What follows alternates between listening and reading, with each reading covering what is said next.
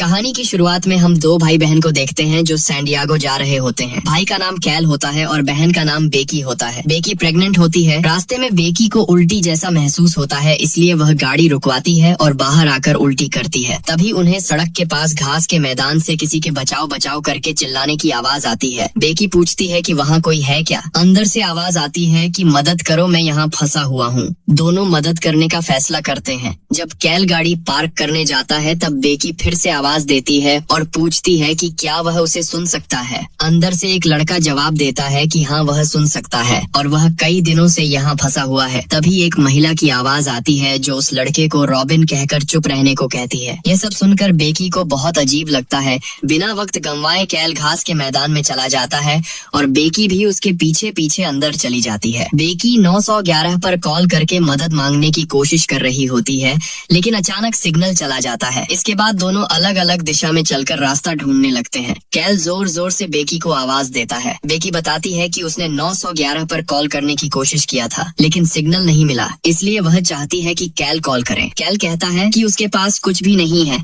न फोन और न ही चश्मा, सब कुछ कार में ही छोड़ आया है। घास के मैदान में मौजूद सभी लोग एक दूसरे की आवाज सुन पा रहे होते हैं। बेकी को कुछ अच्छा महसूस नहीं होता है, इसलिए वह कहती है कि कैल को वापस कार की तरफ चलना चाहिए, क्योंकि वह लोग इस ग्रास फील्ड में भटक चुके हैं। दोनों आवाज के जरिए एक दूसरे तक पहुंचने की कोशिश करते हैं। बेकी बोलती रहती है, लेकिन कैल को लगता है कि उसकी आवाज एक जगह से नहीं आ रही, बल्कि इधर उधर घूम रही है। बेकी भी वही महसूस करती है और कैल से कहती है कि वह एक जगह रुके और इधर उधर ना चले। आखिरकार दोनों यह तय करते हैं कि वह एक साथ कूदेंगे ताकि पता चल सके कि वह कहाँ खड़े हैं। जब वह पहली बार कूदते हैं तो वह एक दूसरे से बहुत ज्यादा दूर नहीं होते, बस थोड़ा चलने पर पास आ सकते थे। लेकिन जब दूसरी बार कूदते हैं तो अचानक दोनों एक दूसरे से बहुत दूर हो जाते हैं। कैल बहुत ज्यादा घबरा जाता है और उसका ध्यान भटकने लगता है। वह बेकी को ढूंढते हुए इधर उधर भटकता है और चलते चलते जमीन पर गिर जाता है। तभी उसकी नजर घास पर लगे खून के धब्बों पर पड़ती है। जब वह पास जाकर देखता है तो वहाँ एक मरा हुआ कुत्ता पड़ा होता है। बेकी पूछती है कि क्या हुआ। कैल कह देता है कि कुछ नहीं हुआ, वह बस फिसल गया था। बेकी कहती है कि पहले उन्हें इस जगह से बाहर निकलने का रास्ता ढूंढना चाहिए और उस बच्चे वाली बात को भूल जाना चाहिए। इसी बीच सूरज ढलने लगता है, लेकिन दोनों अब भी एक दूसरे को ढूंढ नहीं पाते। बेकी पूरी तरह थक चुकी होती है। तभी अचानक एक आदमी सामने आता है। उसका नाम रॉस होता है और वह टोबिन का पिता होता। रॉस बेकी से कहता है कि अगर वह बाहर जाना चाहती है तो उसके साथ चले। बेकी को शक होता है कि अगर रॉस को रास्ता पता है तो वह अब तक यहाँ क्यों है। रॉस बताता है कि वह अपनी पत्नी और बेटे को ढूंढ रहा है। वह कहता है कि सभी को एक साथ रहना चाहिए। बेकी रॉस से कहती है कि वह उसके भाई कैल को ढूंढने में मदद करें। दोनों तय करते हैं कि चलते समय एक दूसरे को नजरों से ओझल नहीं होने देंगे। धीरे धीरे अंधेरा हो जाता है, लेकिन कैल अब भी बेकी को आवाज देता रहता है। कैल पूरी तरह निराश हो जाता है क्योंकि वह बेकी को ढूंढ नहीं पाता। तभी अचानक टोबिन उसके पीछे आ जाता है। टोबिन कहता है कि बेकी को ढूंढना आसान हो सकता है, लेकिन तब जब वह मर चुकी हो, और वह एक मरे हुए कौवे का शरीर दिखाता है। टोबिन समझाता है कि यह ग्रास फील्ड मरी हुई चीजों को हिलाता नहीं है, जो जिंदा है वह एक दूसरे को ढूंढते रहते हैं। कैल को शक होता है कि कहीं टोबिन ने ही सबको यहाँ फंसाया तो नहीं। टोबिन कहता है कि ऐसा नहीं है, क्योंकि पहले किसी और ने उसे भी ऐसे ही आवाज देकर अंदर बुलाया था। टोबिन यह भी कहता है कि बेकी जल्दी मरने वाली है। दूसरी तरफ बेकी रॉस के साथ चलते हुए बात कर रही होती है। अचानक दोनों एक दूसरे से अलग हो जाते हैं। बेकी लगातार कैल को आवाज देती रहती है। तभी घास के मैदान से कोई अचानक बाहर निकल आता है, जिससे वह डर जाती है। इधर कैल टोबिन के पीछे पीछे चलता है और दोनों एक अजीब से विशाल पत्थर तक पहुंचते हैं जो मैदान के बीच रखा होता है। टोबिन उस पत्थर को छूता है और कहता है कि उसे बहुत अच्छा महसूस हो रहा है, जैसे किसी खास ताकत का एहसास हो। जब कैल भी पत्थर को छूने वाला होता है तभी बेकी की चीख सुनाई देती है। टोबिन कहता है कि माँ करना, बेकी इधर से चली गई है। यह सुनते ही कैल तुरंत बेकी को ढूंढने के लिए दौड़ पड़ता है।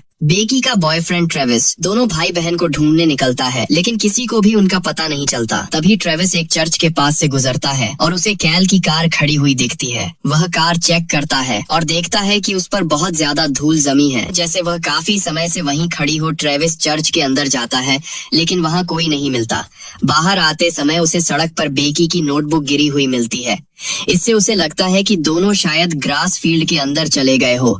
बिना देर किए ट्रेविस भी ग्रास फील्ड में चला जाता है। अंदर जाते समय ट्रेविस रास्ता याद रखने के लिए घास को बांधकर निशान बनाता चलता है ताकि वह भटके नहीं, लेकिन चलते चलते उसे महसूस होता है कि घास अपने आप खुल रही है, जैसे उसमें कोई अजीब ताकत हो। इससे भी ज्यादा हैरानी की बात यह होती है कि जब वह सीधा चलता रहता है तो सामने दिख रहा सूरज अचानक पीछे की तरफ चला जाता है। इसका मतलब यह ग्रास फील्ड खुद ही दिशा बदल सकता है। यह देखकर ट्रेविस पूरी तरह चौंक जाता है। वह पूरे दिन चलता रहता है। शाम हो जाती है और अंधेरा छा जाती है और उसकी ताकत भी खत्म होने लगती है। इसीलिए वह थोड़ी देर आराम करने के लिए लेट जाता है। ट्रेविस को घास के मैदान से कुछ आवाजें सुनाई देती हैं। तभी अचानक टोबिन उसके पीछे आ जाता है, जिससे ट्रेविस डर जाता है। टोबिन कहता है कि क्या उसे भी हवा की अजीब आवाज और किसी के धीरे धीरे गुनगुनाने की आवाज सुनाई दे रही है। टोबिन समझाता है कि यह इंसानों की आवाजें हैं और अगर ध्यान से ना सुना जाए तो वह गायब हो जाती हैं। ट्रेविस पूछता है कि वहाँ फंसे लोग कौन हैं। टोबिन कहता है कि वह लोग उनसे जुड़े नहीं हैं, इसलिए जरूरी नहीं है। ट्रेविस हैरान होकर पूछता है कि क्या वह दोनों एक दूसरे को जानते हैं। टोबिन अचानक ट्रेविस का नाम ले लेता है। यह सुनकर ट्रेविस चौंक जाता है कि उसे उसका नाम कैसे पता है। टोबिन यह भी जानता होता है कि ट्रेविस बेकी को ढूंढ रहा है। टोबिन ट्रेविस को बेकी तक ले जाता है, लेकिन वहाँ पता चलता है कि बेकी मर चुकी है। टोबिन फिर दोहराता है कि ग्रास फील्ड मरी हुई चीजों को नहीं हिलाता, इसलिए उन्हें ढूंढना आसान होता है। ट्रेविस बुरी तरह टूट जाता है और जोर जोर से रोने लगता है। इसके बाद टोबिन बिना किसी भाव के गायब हो जाता है। अगली सुबह ट्रेविस जागता है और ग्रास फील्ड के बाहर से किसी की मदद की आवाज सुनता है। वह आवाज कहती है कि वह अंदर फंसा हुआ है। बाहर मौजूद वह शख्स कोई और नहीं बल्कि टोबिन ही होता है। टोबिन अपनी माँ के साथ होता है और अपनी माँ से कहता है कि ग्रास फील्ड के अंदर कोई फंसा हुआ है जो उसका नाम भी ले रहा है। उसी वक्त टोबिन का कुत्ता ग्रास फील्ड के अंदर भाग जाता है। टोबिन उसके पीछे दौड़ता है और उसके माँ बाप भी उसके पीछे चले जाते हैं। इस तरह तीनों एक दूसरे से बिछड़ जाते हैं। ट्रेविस जोर जोर से सबको चेतावनी देता है कि ग्रास फील्ड के अंदर मत जाना, लेकिन तब तक बहुत देर हो चुकी होती है। समय बीतता है और अंधेरा हो जाता है। ट्रेविस किसी को भी ढूंढ नहीं पाता, लेकिन उसे फिर से वही रहस्यमयी पत्थर दिखाई देता है जो ग्रास फील्ड के बीच में होता है। अगली सुबह फिर से टोबिन की आवाज सुनाई देती है। वही घटना दोबारा दिखाई जाती है। जब बेकी और कैल ने ग्रास फील्ड से एक बच्चे की मदद की आवाज सुनी थी, यह साफ हो जाता है कि ये सारे घटनाएं बार बार लूप में घूम रही हैं। वर्तमान में ट्रेविस को फिर से कैल और बेकी की आवाजें सुनाई देती हैं, जो अब ग्रास फील्ड के अंदर आ चुके होते हैं। ट्रेविस उन्हें पुकारने लगता है। बेकी उसकी आवाज सुन लेती है और सोचने लगती है कि ट्रेविस यहाँ कैसे पहुँच गया। उसी दौरान टोबिन चिल्लाकर बताता है कि उसका कुत्ता मर चुका है। अब तीनों एक दूसरे की आवाजें सुन रहे होते हैं, लेकिन कोई भी किसी को देख नहीं पाता। सब लोग पूरी तरह उलझ जाते हैं कि आखिर हो क्या रहा है, क्योंकि आवाजें हर तरफ से आ रही होती हैं, लेकिन कोई सामने नहीं होता। आखिरकार वो लोग टोबिन की लगातार आती आवाज को फॉलो करते हुए एक दूसरे तक पहुंच ही जाते हैं। बेकी ट्रेविस से पूछती है कि वह यहाँ कैसे पहुंचा। ट्रेविस बताता है कि जब दोनों घर वापस नहीं लौटे तो वह बेकी को ढूंढते हुए यहाँ आ गया। कैल कहता है कि वह लोग तो बस 2 दिन पहले ही निकले थे, लेकिन ट्रेविस कहता है कि उसे तो 2 महीने जैसा लगा। कैल सोचता है कि ट्रेविस बस बहक रहा है। अब सभी समझ जाते हैं कि पहले उन्हें किसी भी तरह इस जगह से बाहर निकलना होगा। ट्रेविस टोबिन को अपने कंधों पर बैठा लेता है ताकि वह ऊपर से रास्ता देख सके। चारों तरफ सिर्फ ग्रास फील्ड ही दिखता है, लेकिन तभी दूर उसे किसी बिल्डिंग जैसी चीज नजर आती है। वह लोग उसी दिशा में बढ़ते हैं जैसा टोबिन बताता है। अचानक बेकी के फोन पर कॉल आता है। दूसरी तरफ से आवाज कहती है कि कैल को ट्रेविस को नुकसान नहीं पहुंचाने देना, और फिर कॉल कट हो जाता है। इसके बाद वह आगे चलते रहते हैं। चलते चलते अचानक घास बेकी के शरीर में लिपटने लगती है और वह बेहोश हो जाती है। उसी समय रॉस वहाँ पहुँच जाता है और समय रहते बेकी को बचा लेता है। रॉस बताता है कि वह बाहर तक निकल गया था, लेकिन अब भी अपनी पत्नी और बेटे को नहीं ढूंढ पाया, इसलिए वापस अंदर आ गया। वह कहता है कि यहाँ से बाहर जाने का रास्ता सीधा नहीं है, जैसा वह लोग सोच रहे थे। इसके बाद टोबिन को एहसास होता है कि जिस बिल्डिंग को वह लोग देख रहे थे, जिस बिल्डिंग की तरफ वह लोग बढ़ रहे होते हैं, वह अचानक बिना किसी वजह के गायब हो जाती है। आखिर में सभी तय करते हैं कि अब रॉस ही उन्हें रास्ता दिखाएगा, जैसा वह कह रहा था। वह चलते रहते हैं और फिर से अंधेरा हो जाता है। कुछ देर बाद वह दोबारा ग्रास फील्ड के बीच मौजूद उसी अजीब पत्थर तक पहुंच जाते हैं। रॉस कहता है कि जिसने भी इस पत्थर को छुआ उसे बाहर निकलने का रास्ता मिल जाएगा। कैल सबसे पहले उसे छूने वाला होता है, लेकिन तभी अचानक टोबिन की माँ वहाँ आ जाती है वह बहुत डरी हुई लगती है और सबको चेतावनी देती है कि उसके और उसके बच्चे के पास कोई ना आए। वह कहती है कि रॉस जो भी बोल रहा है सब झूठ है। उसी वक्त बेकी के दिमाग में अचानक कुछ डरावनी तस्वीरें आती हैं, जिनमें रॉस कुछ भयानक करता हुआ दिखाई देता है। ये देखकर तीनों तय करते हैं कि रॉस पर भरोसा करना सही नहीं है और उन्हें अपने दम पर ही रास्ता ढूंढना चाहिए। इस बीच रॉस का व्यवहार पूरी तरह बदल चुका होता है, जैसे कोई और उसे कंट्रोल कर रहा हो। वह जबरदस्ती चाहता है कि सब लोग पत्थर को छुए और कहता है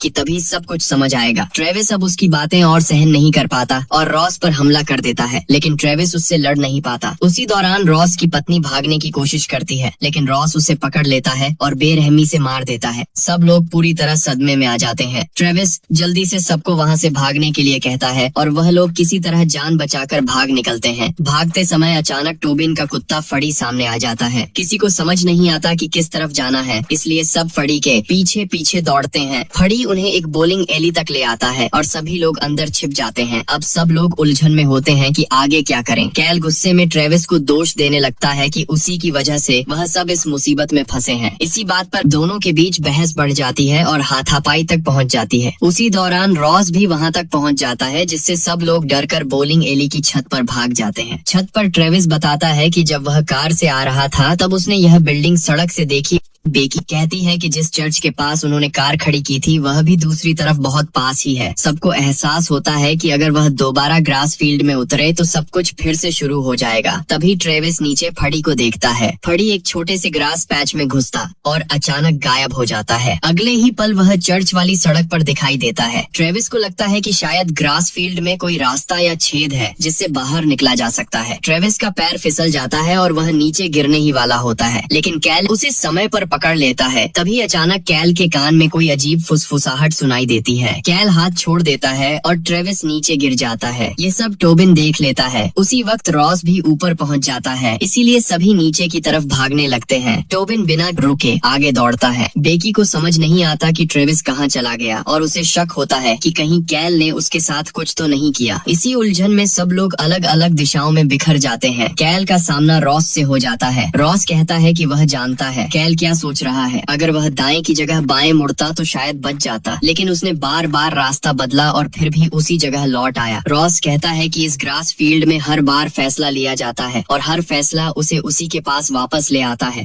कैल को जमीन पर पड़ा अपना ही शरीर दिखाई देता है। रॉस तुरंत कैल को मार देता है। ऐसा लगता है कि सब कुछ एक ही लूप में बार बार घूम रहा है और इसकी शुरुआत कैल के रास्ता न बदलने से हुई थी। दूसरी तरफ ट्रेविस जिंदा रहता है। वो ग्रास फील्ड में बेकी को ढूंढता है। दोनों पूरी ताकत से एक दूसरे को आवाज देते रहते हैं। तभी रॉस बेकी के सामने आ जाता है और उसके इरादे ठीक नहीं होते। बेकी पास पड़ी एक सीयर्स उठाती है और पूरी ताकत से उसे मार देती है। उसी वक्त बारिश शुरू हो जाती है और बेकी वहाँ से भाग निकलती है। रास्ते में उसे ग्रास फील्ड की डरावनी हल्सिनेशंस दिखने लगती हैं और वह फिर से उस रहस्यमयी पत्थर तक पहुंच जाती है। इसके बाद बेकी अपना फोन उठाती है और बेकी के ही दूसरे नंबर पर कॉल करती है। वह कहती है कि कैल को ट्रेविस को नुकसान नहीं पहुंचाने देना और उसे रॉस के साथ अकेला मत छोड़ना, वरना सब कुछ बार बार दोहराया जाएगा। इतना कहकर वह जोर से चिल्लाती है। तभी जमीन धंस जाती है और नीचे इंसानी लाशों से भरा एक डरावना दृश्य दिखाई देता है, जहाँ हर तरफ चीख पुकार मची होती है। इसके बाद बेकी बेहोश हो जाती है। जब बेकी की आंख खुलती है तो पता चलता है कि वह अपने बच्चे को जन्म दे चुकी है। उसी समय कैल वहां आकर उसकी मदद करता है। इस सीन में कैल उसे कुछ खिलाता है। थोड़ी देर बाद बेकी को एहसास होता है कि वह उसका ही बच्चा है जो उसे खिलाता है। वह कोई और नहीं बल्कि कैल ही होता है। इससे पहले बेकी को कैल की कुछ झलकियां दिखाई देती हैं। इसी दौरान ट्रेविस भी वहां तक पहुंच जाता है। बेकी जमीन पर बेहोश पड़ी होती है। तभी टोबिन सामने आता है और बताता है कि उसने सबको मार दिया है। यहाँ तक कि कैल को भी वह कहता है कि यह कभी खत्म नहीं होगा और सबको बार बार मारा जाएगा। तभी रॉस अचानक आकर ट्रेविस पर हमला कर देता है और वह भी बेहोश हो जाता है। इसके बाद रॉस टोबिन को जबरदस्ती उस पत्थर को छूने के लिए मजबूर करता है ताकि उसे मोक्ष मिल सके। उसी वक्त बेकी होश में आ जाती है और टोबिन को बचाने के लिए आगे आती है। इससे रॉस का ध्यान भटक जाता है। ट्रेविस अभी जिंदा होता है और वह पूरी ताकत से रॉस पर हमला कर देता है। अंत में रॉस मर जाता है, लेकिन बेकी भी जिंदा नहीं बच पाती। इसके बाद ट्रेविस फैसला करता है कि वह खुद उस पत्थर को छुएगा। पत्थर को छूते ही कुछ अजीब होता है और लाल रेखाओं जैसी संरचनाएं पूरे ग्रास फील्ड में फैल जाती हैं। ट्रेविस टोबिन को बाहर की तरफ ले जाता है और उससे कहता है कि वह यहाँ से निकल जाए। ट्रेविस खुद बाहर नहीं जा सकता। वो टोबिन को चेतावनी देता है कि बेकी को कभी ग्रास फील्ड में मत आने देना। इसके बाद टोबिन खुद को चर्च के बाहर पाता है। वह धीरे धीरे बाहर निकलता है और फिर दौड़कर बेकी और कैल को रोकने की कोशिश करता है ताकि वह ग्रास फील्ड में ना जाए। मदद की आवाज सुनकर टोबिन रुक जाता है। वह बेकी को वह नेकलेस देता है जो ट्रेविस ने उसे दिया था। बेकी देखती है कि यह नेकलेस बिल्कुल उसी जैसा है जो उसके पास है। बेकी को समझ आ जाता है कि कुछ बहुत गड़बड़ है, इसलिए वह लोग ग्रास फील्ड में अंदर नहीं जाते। इसके बाद वह टोबिन को कार में बैठाते हैं और उसे घर ले जाते हैं ताकि उसे पुलिस स्टेशन ले जाया जा सके। इसी के साथ यह रहस्यमयी टाइम लूप बंद हो जाता है। ग्रास फील्ड में सिर्फ ट्रेविस अकेला खड़ा रह जाता है। यहीं पर मूवी अचानक खत्म हो जाती है और सवाल छोड़ जाती है कि आखिर यह सब हुआ क्यों।